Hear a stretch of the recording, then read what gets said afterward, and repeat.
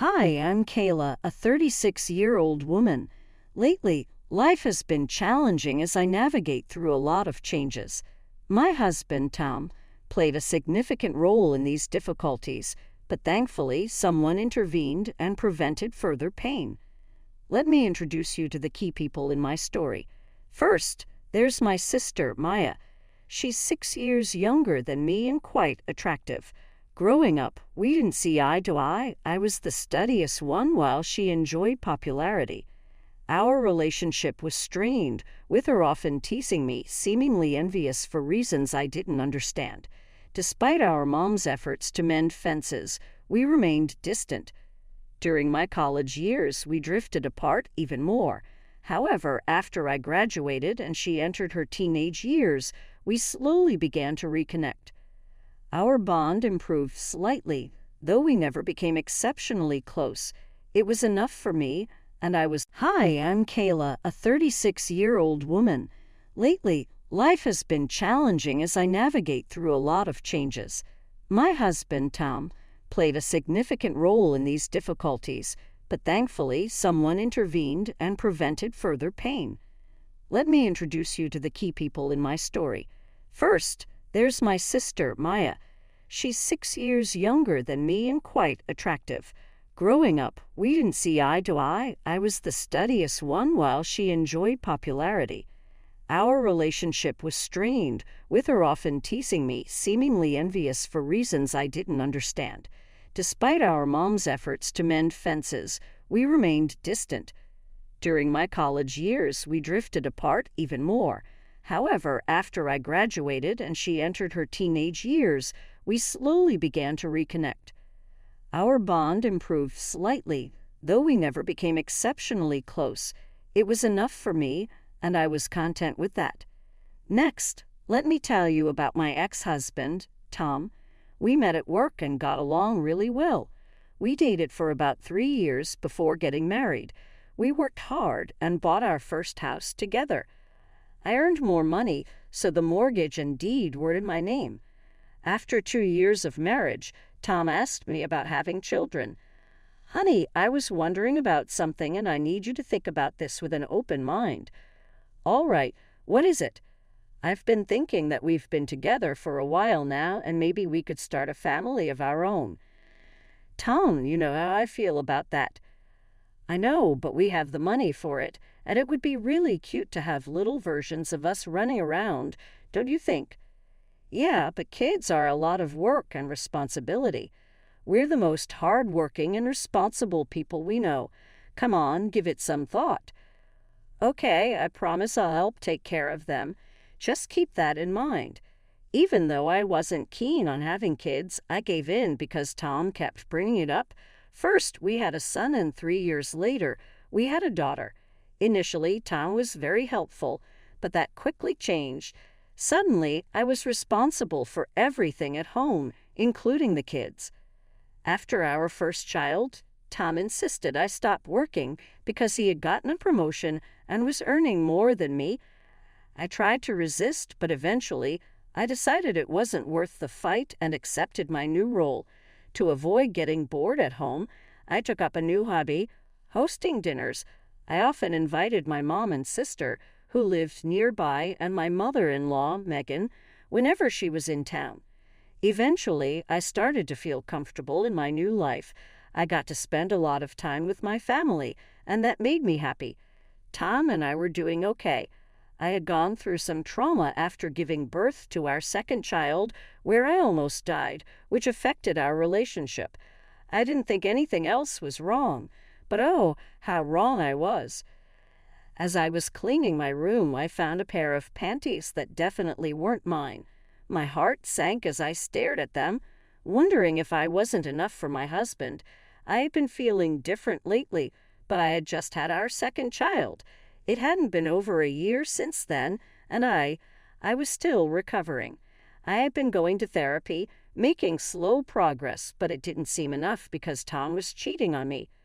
Once the shock wore off, I was filled with anger and betrayal. I needed to know who my husband was cheating on me with and why. First, I sent Tom a picture of the underwear and asked him who they were. Then I checked his laptop. I logged into his social media accounts and went through his chats. At first, I didn't see any unknown women, which confused me more. I looked through his messages, but found nothing. In my desperation, I went through every chat, even though I knew it was foolish because everyone in his contacts was someone I couldn't believe could hurt me that much. Then I realized that my sister's contact ID was everywhere. Look, if you thought I was helping you out, I was keeping Tom busy so you could focus on the kids. Are you serious? That's the dumbest thing I've ever heard. Look, we didn't mean for it to go this far, okay? I only did it because he kept hitting on me, and he's a nice guy. But he was my husband. Why would you help tear our family apart? I just want what's best for Tom, okay? If I'm the best for him, then so be it. You're disgusting. I hung up, unable to believe her nerve. I just lay in bed and cried. I never thought my life would come to this. Eventually, my youngest woke up crying, so I tended to her. I felt empty as I went through the motions of the day. I couldn't let my kids know something was wrong. They didn't need that worry. I picked up my older child from school, made dinner, and when they asked where their dad was, I lied and said he was working late. At some point, my anger turned into worry. It was almost 11 o'clock at night, and Tom still wasn't home. Tried calling him multiple times, but he didn't answer. I even tried calling my sister to see if he was there, but she didn't pick up either. Exhausted from the day, I went to bed hoping it was all just a bad dream. The next morning, I woke up feeling like something was wrong. I looked around and realized Tom's things were gone from the room. I checked the cupboards and drawers, and most of his stuff was gone from the house, too. He had left while I was asleep without saying a word. I couldn't believe it. He just left me without even trying to talk. I didn't know what to do. All I could think about was taking care of my kids first, then I'd figure out everything else. I woke up, got the kids ready, dropped off the oldest at school, and then took the youngest to my mom's place. She could tell something was off because I was distant. All I could think about was how I'd managed to raise 2 kids alone whenever I came back to reality. I remembered I had to tell my mom about my sister and husband eventually. She couldn't wait any longer and asked what was wrong.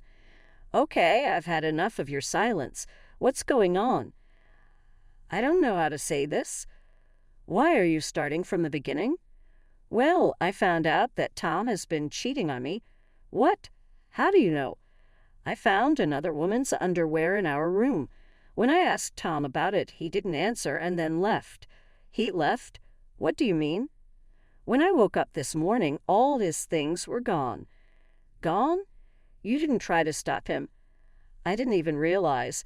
When he came back, I fell asleep around midnight, and when I woke up, all his stuff was gone.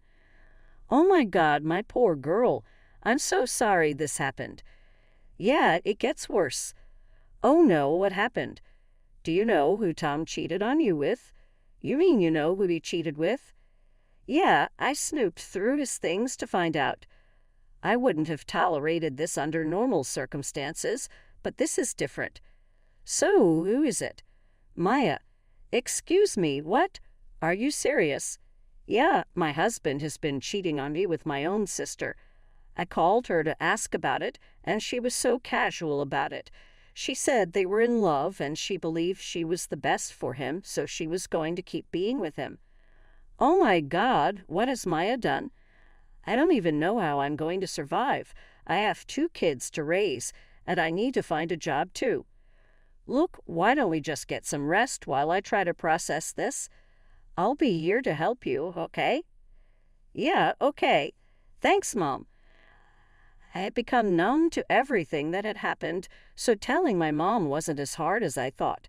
I ended up sleeping while my mom took care of my youngest. When I woke up, I heard my baby crying and my mom yelling. I rushed out and saw my mom on the phone looking angry. She hung up and seemed surprised to see me. She apologized for the noise, but didn't say more.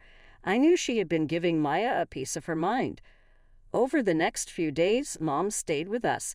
It was easier having someone understand my feelings when I felt so alone. I found out through mutual friends that Tom and Maya got married. They reached out to me, concerned and confused. I had to explain everything, which was humiliating, but they were supportive. They all blocked Tom and Maya and refused to associate with them. But I found out they got married the day after Tom left us. It hurt to know, but I shouldn't have expected anything different from them. When I told my mom, she was furious. You should know my mom is usually calm, so seeing her so angry with my sister was surprising. It was great to have her financial support. She wasn't obligated to help, but she did her best for us. She even helped me get job interviews because I wanted to contribute.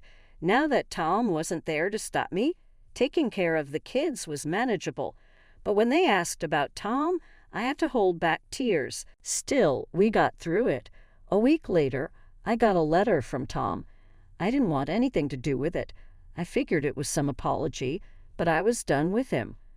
A week was too long to try to fix things, especially after he ran away from his family. So I did the next best thing I could think of. I burned the letter, but afterward, I couldn't help but be curious about what it said. Sometimes I wished I had read it before burning it, but then I reminded myself that nothing he could have said would change how I felt about him and what he did. The next day, my mom and I took the kids to the fair. We had a blast, and it was nice to be in a lively place after everything. I finally got to have fun and laugh, which felt great after such a tough time. That night, my mom and I relaxed with a bottle of wine, and I told her about the letter. So something came in the mail for me last night. Oh, what was it? It was a letter from Tom. What? What did it say? I don't know. What do you mean? You opened it, right? No, I didn't want to deal with anything he had to say, so I burned it. You burned it? Kayla, what if they were official divorce papers?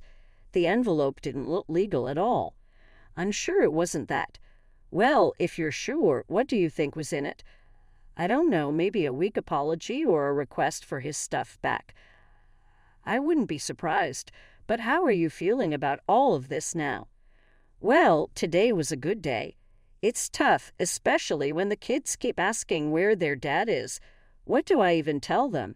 It's slowly getting better, but only a little. As long as it's improving, I'm always here for you. And just so you know, I'm planning to cut ties with your sister. Everything I have will go to you and the kids. Oh, Mom, that means a lot. But are you sure? Maya is still your daughter. I know you and Maya had your differences, but what she did is unforgivable. I raised both of you better than this, and Maya clearly didn't care, so she's no longer my daughter. I would have been upset if Mom changed her mind easily, but I knew Maya was still her child. I couldn't imagine how hard it must have been for Mom to make that decision because I could never do that to my kids. It made me even more grateful to have someone so supportive. Another 3 days passed, and I heard a knock on the door. It was strange because I wasn't expecting anyone, and besides my mom, who was at work, no one ever visited. I opened the door cautiously and saw 2 men in black suits. I only opened the door a little and asked who they were. They said they were lawyers and had something for me. They handed me a note and then a check. It was made out to me, and it was for $750,000. My jaw dropped at the amount. I tried to tell them there must be a mistake, but they said there wasn't and urged me to read the note. The note began with, "Thank you for saving me."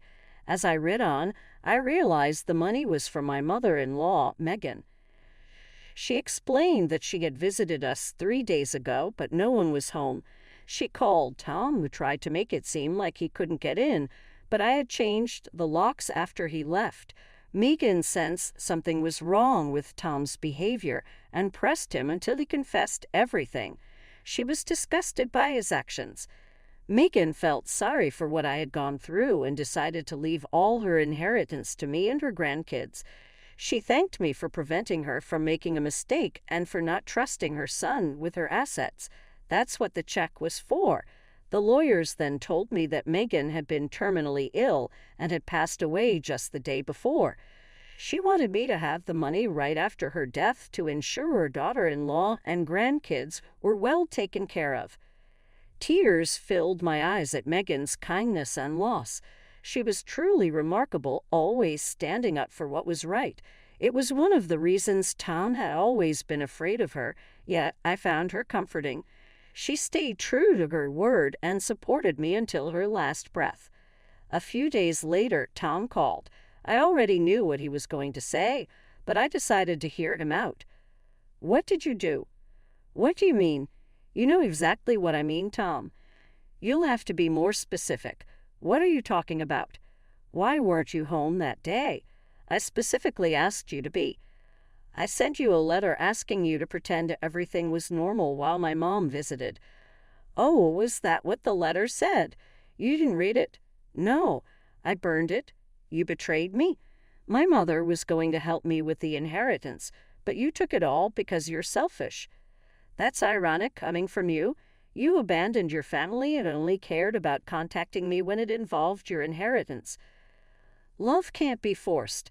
I did what was best for me, and your mother did what was best for us. Don't ever try to contact me or the kids again. Goodbye." After that, things moved quickly. I filed for divorce and gained full custody of the kids. Tom attempted to contest the inheritance, but Megan had designated me as the recipient, so he didn't succeed. Tom and Maya pressured me to share the money, but I stood firm and refused. Life has been smoother since we received the money. I set aside funds for my kids' college and invested the remainder. My mom retired, and I returned to work. My kids are adjusting to their dad not being around, and when they're older, I'll explain everything. I'm still healing, but I believe things will